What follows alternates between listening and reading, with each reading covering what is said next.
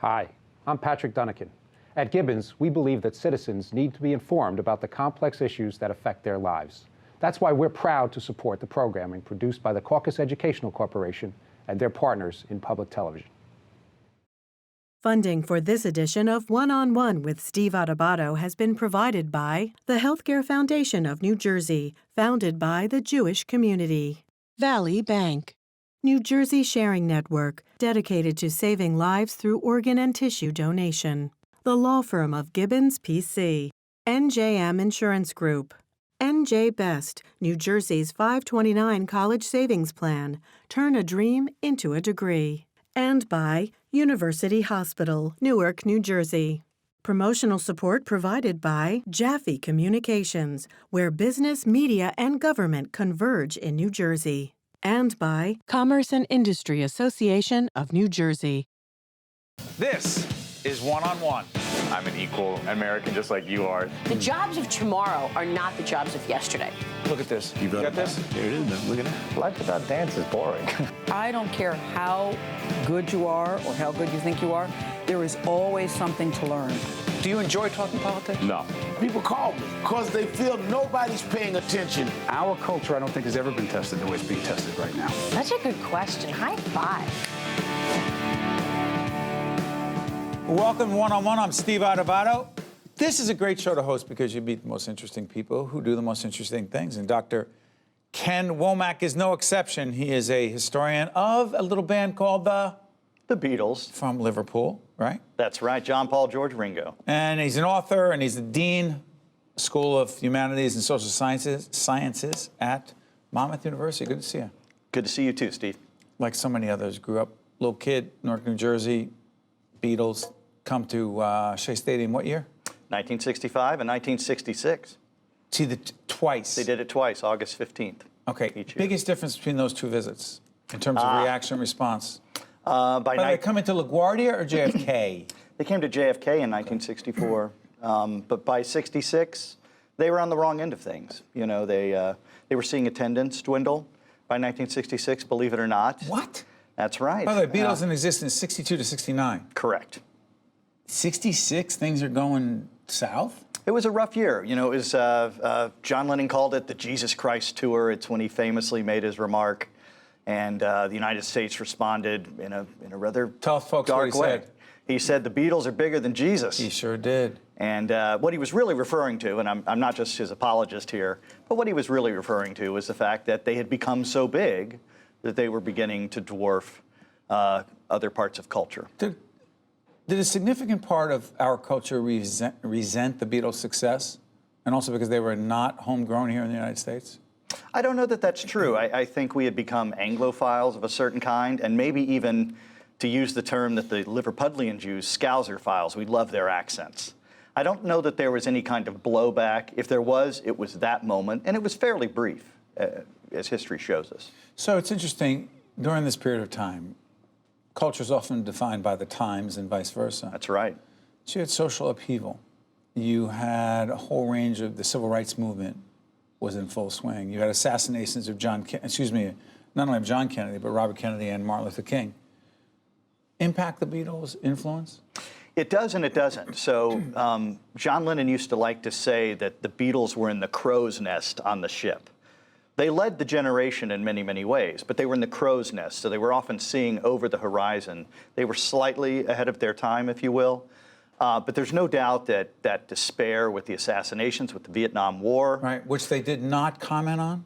They comment on war probably generically with revolution in 1968. No, but did not make public statements, political statements about the war, be outside of that song. Right, or general aspirations for peace that they would not specific comments about Vietnam. That's right. They were fairly generic in that way. Or give peace a chance. Sure. And who's going to argue with that stuff? No, it's all you need is love. It's like arguing with children or Christmas, right? Yeah. So talk about the Beatles and why.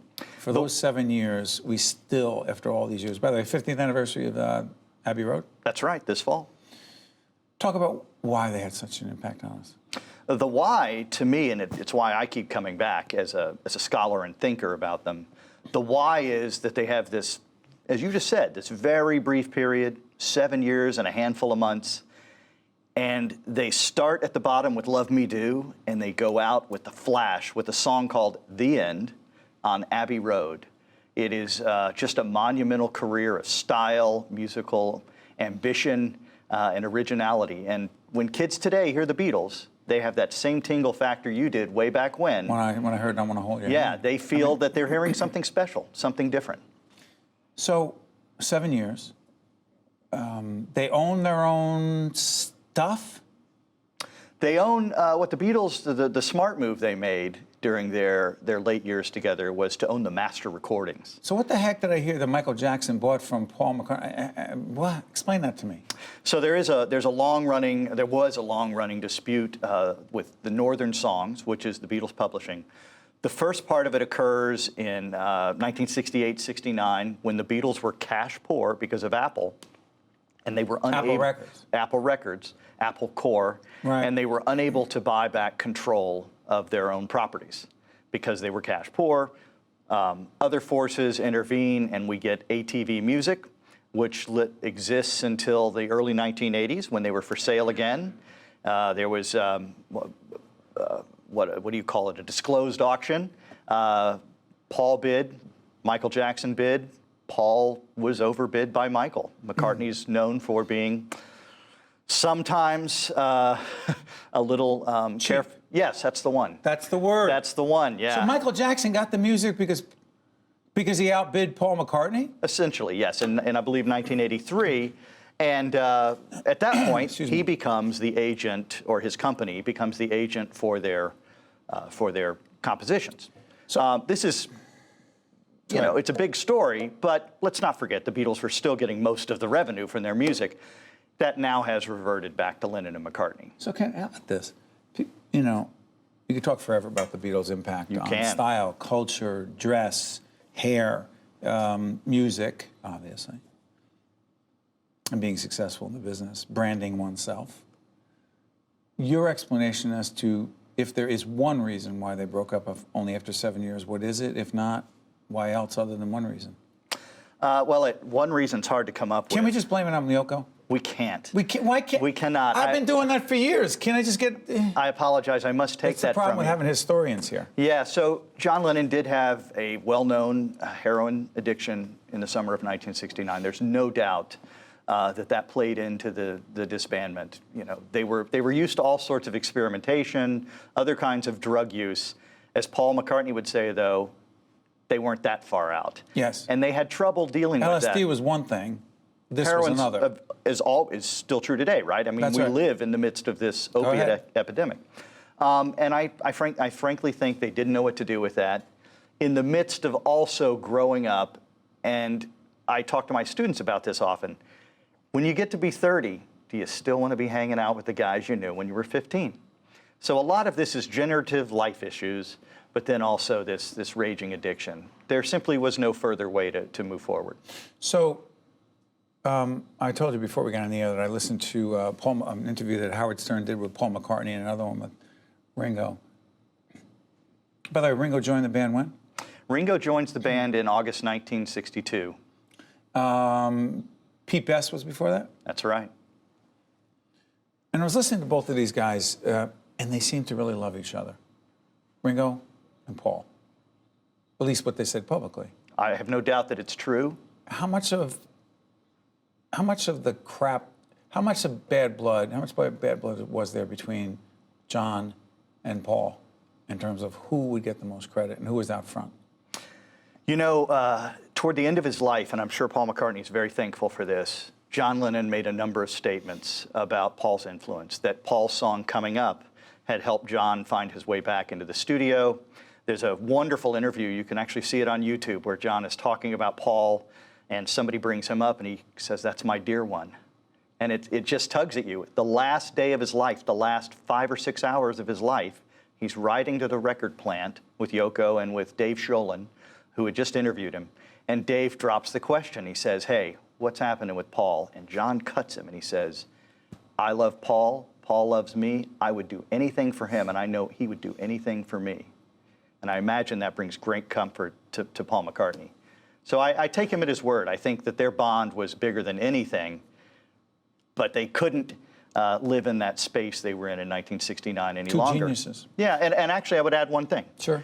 It's the greatest move they ever make. Their breakup creates this mystique. That's right. Right? It's like the chocolate factory Will there ever in be the Willy another Wonka. Beatles? Will there ever be another group like the Beatles? I hope so.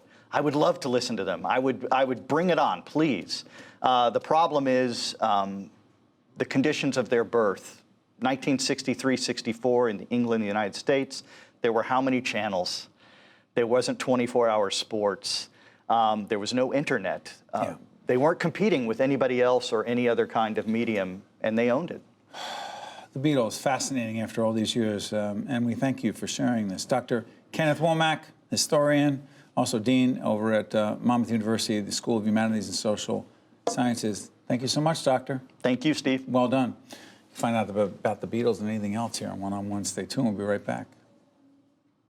To watch more One-on-One with Steve Adubato, find us online and follow us on social media. Here we go, folks. This is Dr. Marc Benton, Medical Director, Inpatient Sleep Services at Summit Medical Group. Good to see you, Doctor. Nice to meet you. Some people have told me a little bit, I'm not going to make this about me. They say you could be a little bit cranky on tape day. You know, and I realized, hey, last night I didn't go to sleep till about 1 o'clock thinking about today. Got up early, tried to exercise. I figured, doesn't matter how much sleep I got, I'll be fine. It's the middle of the afternoon. I'm fading. What's up? The amount of sleep you get matters, and the quality of the sleep that you get matters, and most of us don't get enough, and a lot of us don't get it restoratively enough, and it does affect you. No question about it. 8 hours is not happening. 8 hours happens for some. The average person, adult, 6.5 to 8 hours, 8.5 hours would be enough if we're able to get it. And again, it has to be good. But you're right, a lot of people don't get 8 hours. A lot of people don't get anywhere near that. And unfortunately, you can't make it up on weekends, particularly when you're an adult. So you have to pay some attention. I'm sorry for interrupting. You got to go back. What do you mean you can't make it up? I've been thinking I'm making it up on weekends all the time. You can try, but it doesn't really work. You end up with a sleep debt, and by the end of your, let's say, Thursday, Friday, you're sort of a mess. So if you slept 4 or 5 hours and you say, listen, I'm going to sleep in a little later on a weekend, and you do it 1 or 2 times, and you made up those hours, and together it adds up to 6.5, it doesn't work. It doesn't work that way. By the end of the week, you're in a sleep debt, which affects you cognitively and physically. You'll feel better on the weekend when you sleep longer, but it won't help you any later in the week. Go back. You said it hurts us cognitively. What do you mean? Any situation with sleep deprivation based on either not getting enough sleep or getting poor sleep will affect you cognitively. So let's say that your body needs 7 or 8 hours of sleep. If you get 5 to 6 hours of sleep per night, every night on a consistent basis, or even average it out over a week, there's a cumulative debt that occurs. And what can end up happening is that once you're full into that debt, you'll be in a situation where, and they've looked at this cognitively in terms of reaction time, you're functioning like somebody who hasn't slept it all the night before. You're functioning like somebody with a 0.08 alcohol level, depending upon what you're looking at. But the fact is, it happens to most of us, and because it's the state that we all exist in, we don't see it, because you don't know what normal is, except for maybe that vacation you take. I hear you. Quality versus quantity. What do you mean? Well, quality is when you sleep. Is your sleep interrupted? Is it fragmented? And there are a million things that can do that. In the practice of sleep medicine, we deal with sleep apnea, which is a condition where 10, 20, 50, 100 times an hour you have a small awakening or an arousal because your breathing becomes irregular. And that obviously is going to fragment your sleep. Limb movements, chronic pain, and a variety of other things can interfere with the sleep. And then there's the duration of the sleep, which is a secondary issue. Why did you connect sleep apnea with golf, a sport I love? I'm like, what are you talking about? Actually, straightforward, a couple of reasons for that. First of all... Why, I'm thinking about the 3-foot putt I missed all night? Is that the problem? It's not that you're thinking about the 3-foot putt. It's your ability to concentrate, your ability to remember, your ability to make decisions, your ability to leave the anger behind. What anger? Oh, you've talked to my friends. I'm sorry. Go ahead. You and everybody else. So the frustration, you take it with you? Of course you do. And it's easier when your brain is functioning well, when you're on all cylinders, to function in a variety of venues, regardless of whether it's work. I mean, what's golf? Golf is decision-making, endurance. It's cognitive It's function. competition. It's the ability to focus and then function appropriately. Sleep, to a large degree, will control that. Poor sleep will affect that. And the same thing would be true at work. The same thing is true socially, and the same thing is true at school. Okay, so give us some advice here.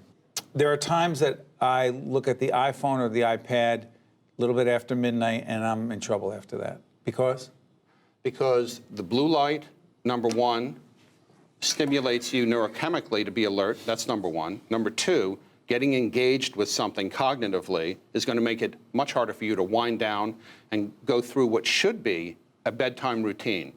If you're having problems getting to sleep at night, you want to develop and institute and then reassess some kind of a routine to wind yourself down within 30 to 60 minutes towards your anticipated bedtime. Regularity of a routine is exactly what's going to lead you towards the best possible outcome with regards to sleep. Now, if you have a lifestyle, as many people do, whether it's shift work or whether it's having to get up early, having to do a day of interviews, you're going to have problems the night before. So how do you deal with that? Well, number one, if you're sleeping well all the other nights, you'll be more tolerant of one night of less sleep, usually. Number two, if you're having underlying sleep problems, as a global problem, you start paying some attention to that because any improvement that you make is going to help. And then number three, if you know you're going to have certain problems on a given day, you have to develop your own routine and figure out what works best for you and then try to implement that as a standard approach. Question. Georgette, did you ask this? Georgette, our great producer, drinks, what do you drink? How many glasses of wine before you go to sleep? No, stop joking. She has a glass of wine, I think it's red, and she thinks I'm chill, I'm good. You say? Alcohol has all sorts of impact here. Certainly, the I more thought it would you help drink, you get tired and go. the more it helps you fall asleep, not for good reasons, but it helps you fall asleep.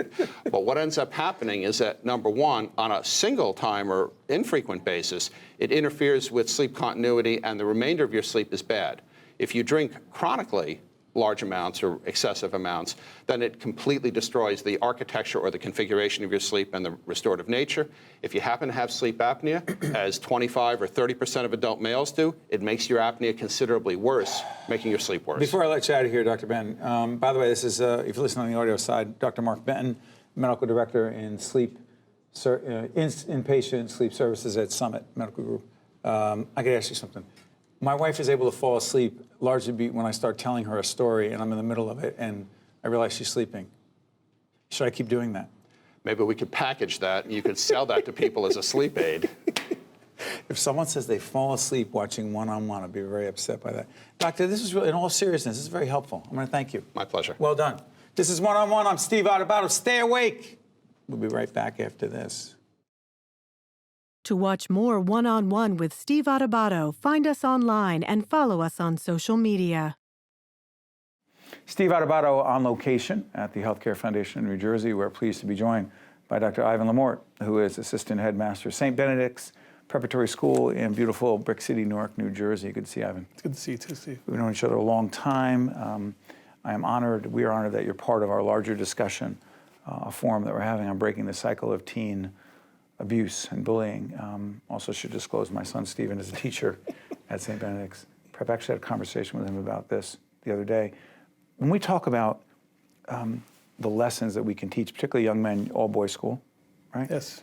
What lessons are we teaching and do we need to teach them about dating violence, abuse, and how they treat those they have relationships with? Loaded question, I know. It is. It is. And I think what we have to remember first is that a lot of the young men that come to us come from an experience of violence. So one of the first things that you Inner city kids disproportionately? No, this is across the board. One of the myths of this kind of violence is that it's only happening in inner cities. It isn't. It's happening all over our country. And part of working with young men is teaching them how to have empathy and how to be vulnerable, which is very, very difficult. That's a learned thing? You can teach empathy. We're only born with a certain amount of genes that actually help us with empathy, but you can actually teach it, and people can grow in their ability to be empathetic towards each other. But if I've been raised in this very traumatic sort of environment, of course I'm going to act that out. And I think that's one of the things that our parents will always fail to realize. They teach their kids how to act every single day. So a lot of times when kids come from these homes that are broken or where there's divorce, where there's substance abuse, it's no shock that then they'll begin to struggle with those same issues. By the way, by way of background, let folks know that you have an academic and practical background in the field of? Psychology. So you admit this? I just wanted to clarify that. I'm curious about this. We've talked to people in this series, Breaking the Cycle of Abuse, who say we need to have difficult but critically important conversations with young people about issues of dating violence. And one of our guests said, well, we think young people really do want to talk about these things. Do they, or do we have to facilitate and encourage and sometimes push that conversation even when it's very difficult to have? I think both, Steve. I think what ends up happening is that, especially with teenagers, they don't have a language yet, or they haven't developed their ability to ask those critical questions. You can't do it online, can you? No, as you, easily. You can't. I mean, it's just to veer off for a second. The whole issue with cell phones and technology is so disconnecting. Disconnecting? Yes. What do you mean? Our ability to be able to be empathetic starts right here. Me being able to look at you and to feel you and to connect with you on a human level. I can't do that via the phone, via FaceTime. It's not going to happen. So therefore, it makes it easier. A lot of bullies and a lot of people who harass, it's easier to hide. So I can engage in that, and you'll never know who I am, or I won't fear that there's any kind of retribution. How do we break that down? You know, how do we get through that? I think the first step is a very difficult step. Parents love to give teenagers phones for control. Control? Sure. I would argue for our 14 and 16-year-old boys that it was for safety. What kind of safety? They need to reach out. There's a situation. We can reach them. They can reach us. That's your fear. That's the parents' fear.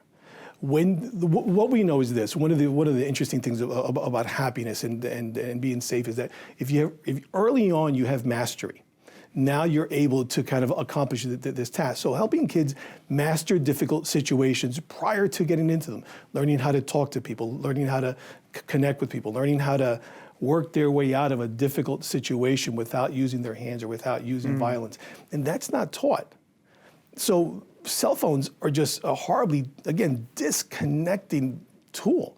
We forget, when you and I were growing up, you got that word, don't go down this street. I better never catch you on. There was a certain section in our neighborhood in Newark that both of us know very well. So don't go there. That's it.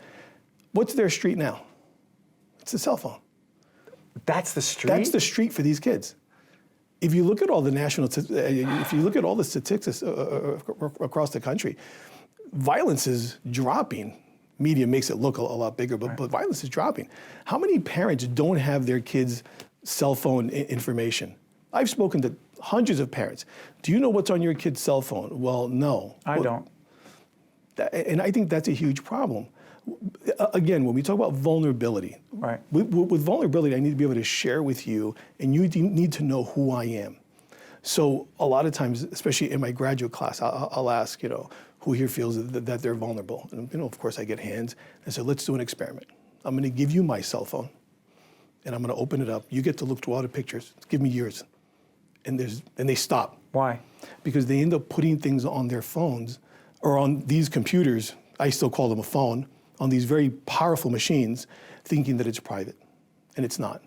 It's not. It's not. It's when you look at the world of cyber safety and bullying, these people can hack into information all the time, and it happens all the time.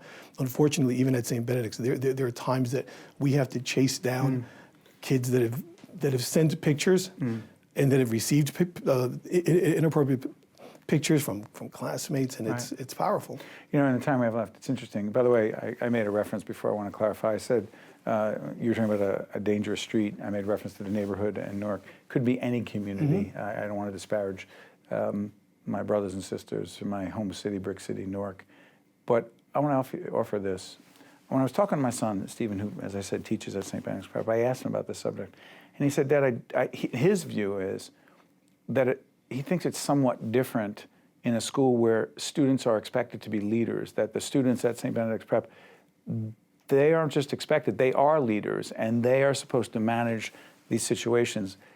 To what extent do they have the skill set to do what it is we're talking about You have to with teach, other boys, you other have men. to teach that skill set, and you have to be willing to allow them to fail. You have to be willing to allow them to engage in this process. They're not going to get it right every time, and that's where, as a parent and as an adult, I can't just jump in there and fix it for them. I have to help them manage it, and that's the fun part. It's also scary. It is. It is. As a parent, you don't want to just let your kid out, so you're going to control. But when you look, Steve, when you look at this issue where 30% of kids that start college don't finish, don't go back their 30%. Sophomore year, there's a reason for that. Ivan's going to be part of a larger conversation that we're having, Dr. Ivan Lamourt from St. Benedict's Preparatory School in Newark, on breaking the cycle of abuse and teen bullying as well here at the Healthcare Foundation. Thank you, Ivan. You're welcome. Well done. Thank you. Thanks, Steve. One-on-One with Steve Adubato has been a production of the Caucus Educational Corporation, celebrating over 30 years of broadcast excellence. Funding for this edition of One-on-One with Steve Adubato has been provided by the Healthcare Foundation of New Jersey, Valley Bank, New Jersey Sharing Network, the law firm of Gibbons, P.C., NJM Insurance Group, NJ Best, New Jersey's 529 College Savings Plan, and by University Hospital, Newark, New Jersey. Promotional support provided by Jaffe Communications and by Commerce and Industry Association of New Jersey. Transportation provided by Airbrook Limousine, serving the metropolitan New York, New Jersey area. Hi, I'm Judge Michael Giles. As a trauma surgeon, my son, Randy, saved lives every day of his career. When he unexpectedly passed away at the age of 43, Randy continued to save lives as an organ and tissue donor. The New Jersey Sharing Network was with us when Randy gave the gift of life. They are committed to saving lives through organ and tissue donation and educating the public about the importance of donation and transplantation.